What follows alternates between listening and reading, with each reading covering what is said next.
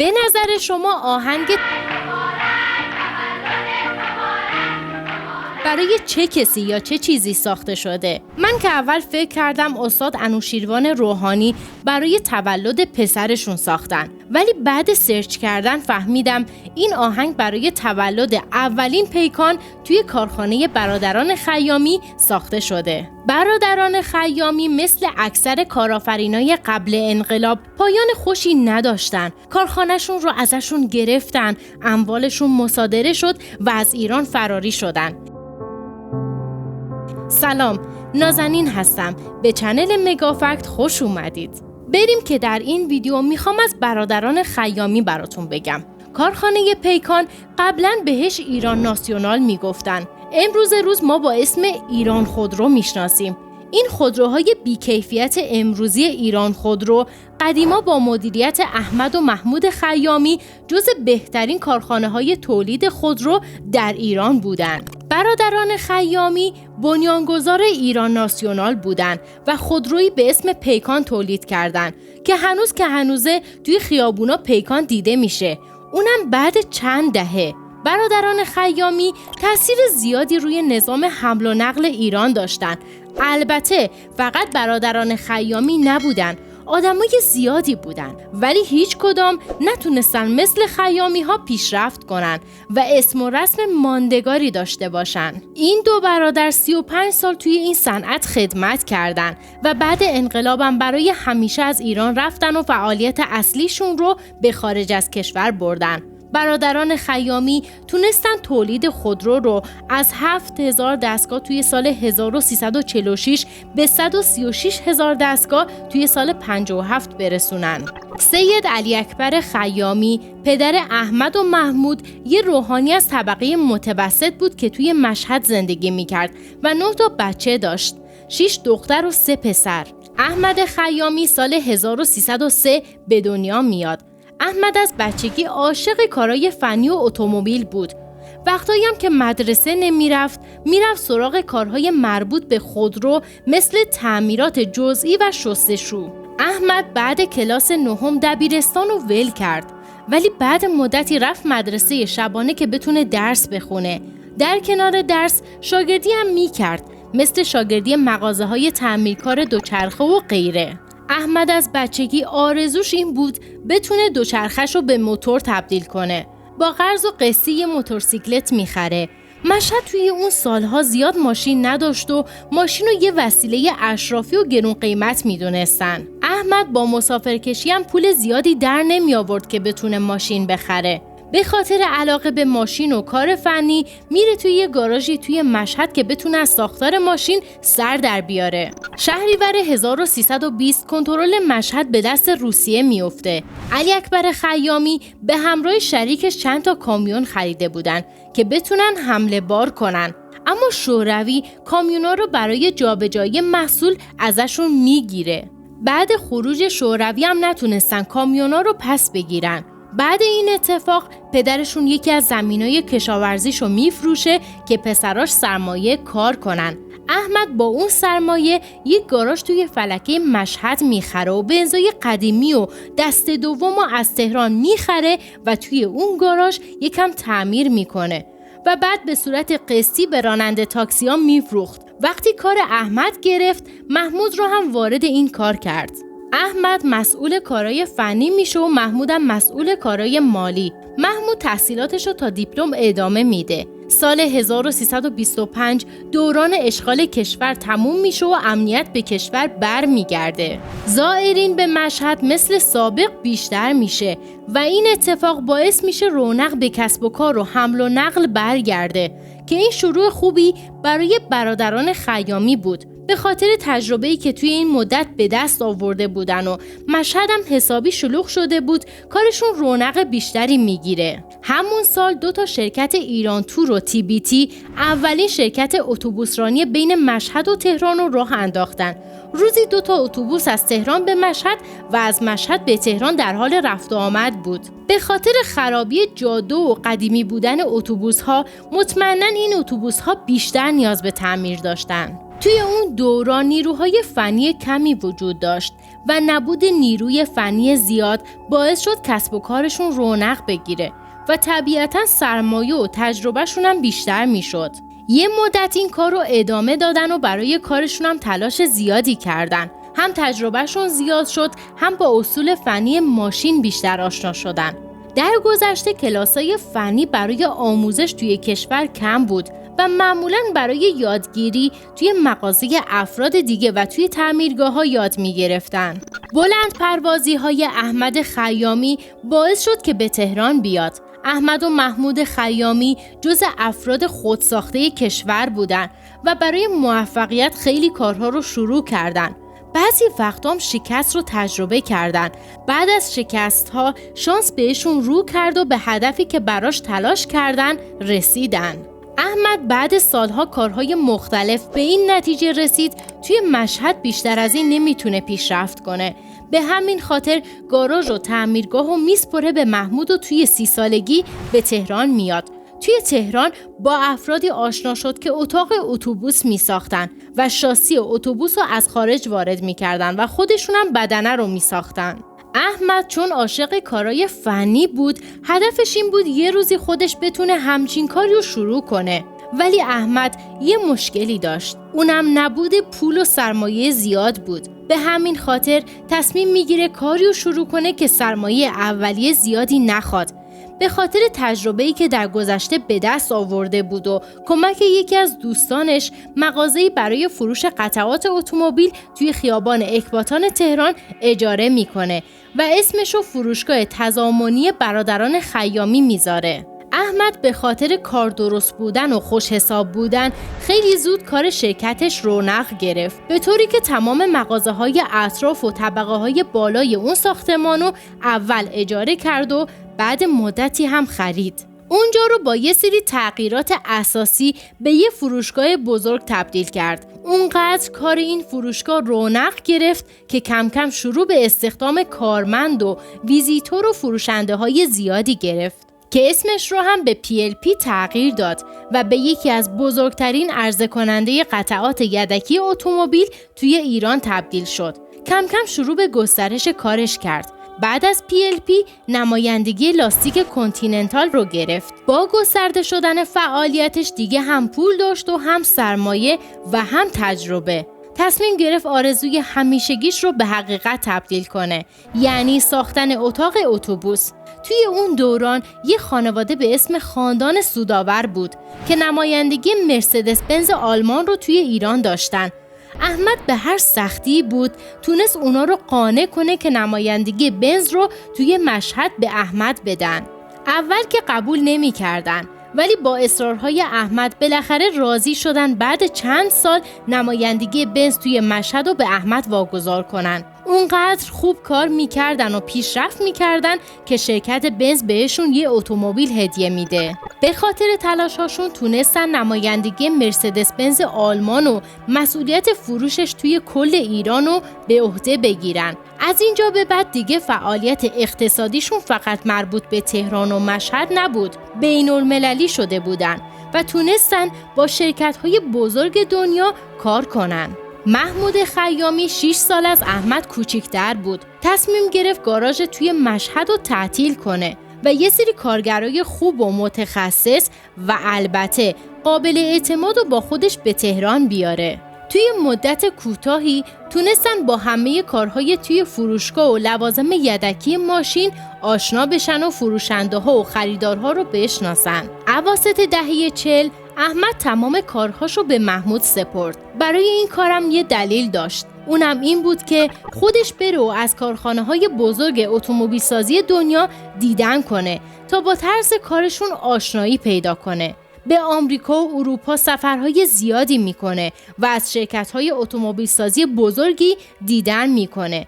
در آخرم یه اتومبیل سازی خوب برای مونتاژ توی ایران پیدا میکنه. احمد اول میره ایتالیا و از کارخانه اتومبیل سازی فیات و لانچیا دیدن میکنه و مجذوب عظمت کارخانه فیات میشه. بعد هم به اسپانیا رفت و توی کارخانه فورد آمریکا در اسپانیا ماشینای کوچیکی به اسم فیستا تولید میشد که احمد از اون خوشش اومد و توی اولویت قرارشون داد.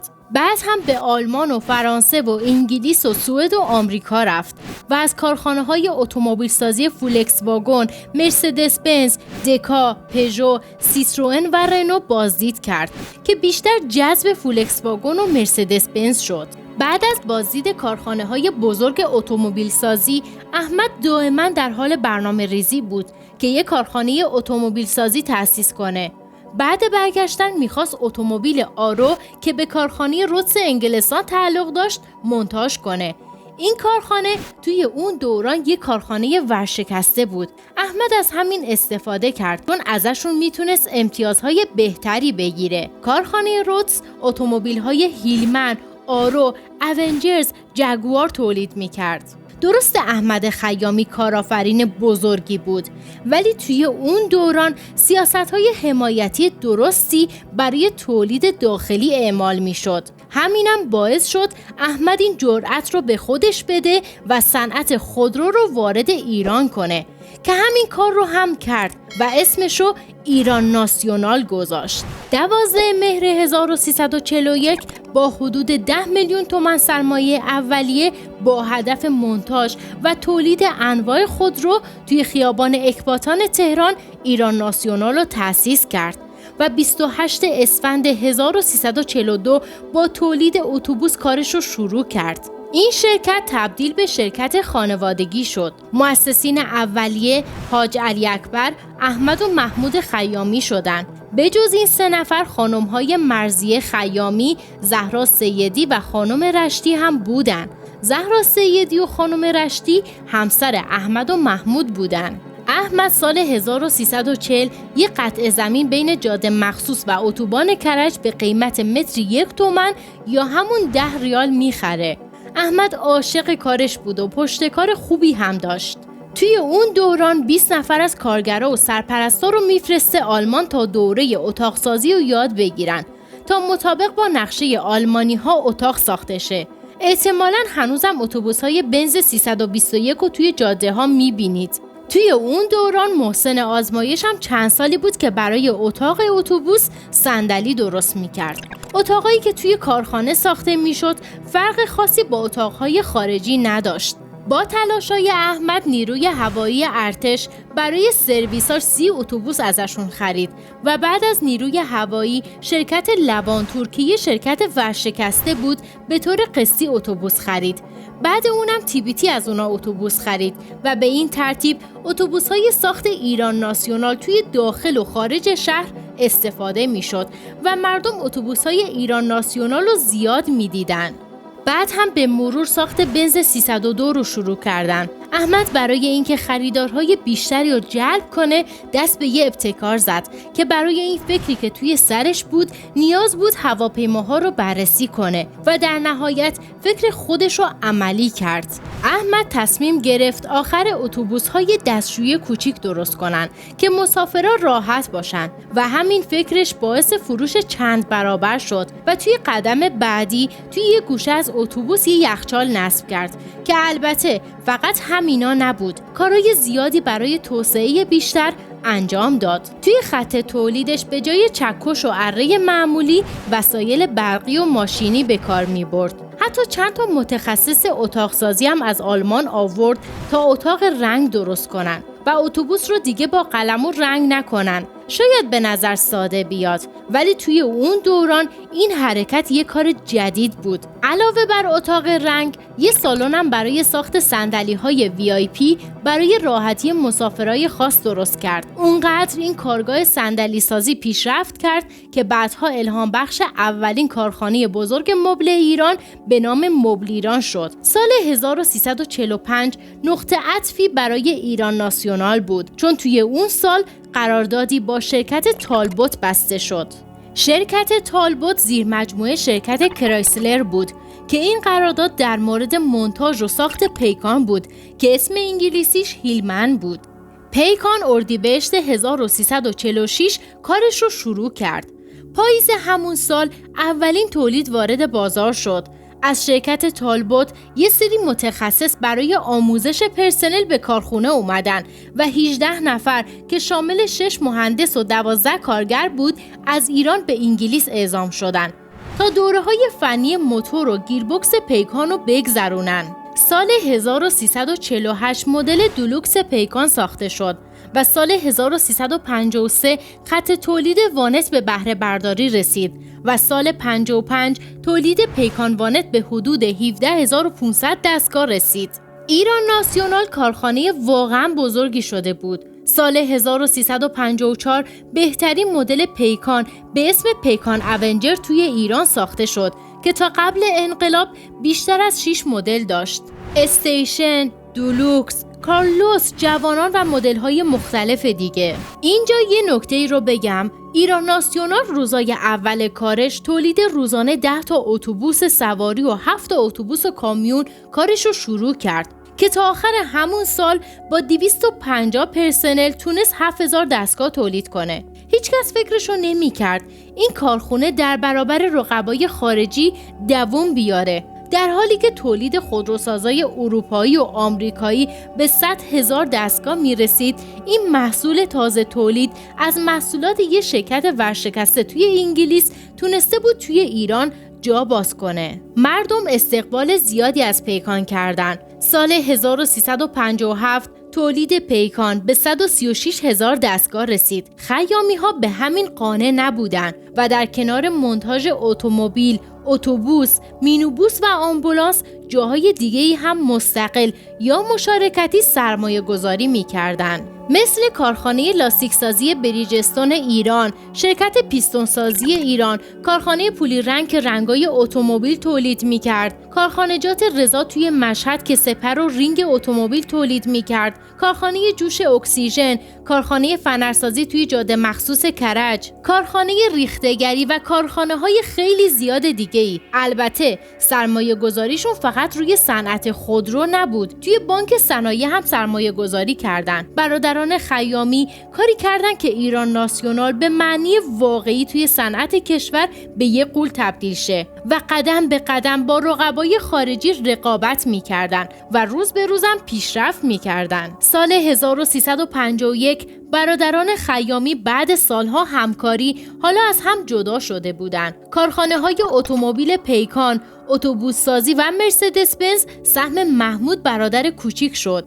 احمدم با پولی که از ایران ناسیونال براش باقی موند رفت سهام عمده بیمه امید که الان اسمش بیمه آسیاس رو خرید. یک کارخانه مبل‌سازی هم به اسم مبل ایران تأسیس کرد. بعد از اون شروع به تأسیس فروشگاه‌های زنجیره‌ای توی مشهد و تهران کرد که اسمشون فردوسی و کوروش بود که با فروشگاه‌های کوروش امروز فرق داره. اون نیست. بعد انقلاب اسم اون فروشگاه‌ها شد قدس. سال 1348 توی خیابان پهلوی روبروی زرتشت احمد با کمک حمید اخوان این کار رو شروع کردند. ولی این مشارکت به خاطر اختلاف دیدگاه مدیریتی 1 سال و نیم بیشتر دوام نیاورد و اخوان سهمش رو به احمد واگذار کرد. سال 1351 این فروشگاه شروع به پیشرفت کرد. طرح این فروشگاه زنجیره‌ای و احمد خیامی از والمارت گرفته بود. کم کم شعبه‌های این فروشگاه رو زیاد کرد و جاهای مختلف شهر این فروشگاه رو گسترش داد. محمود هم تونسته بود کارش رو توسعه بده. طبق گزارش‌های رسمی که بهار سال 1354 منتشر شده بود،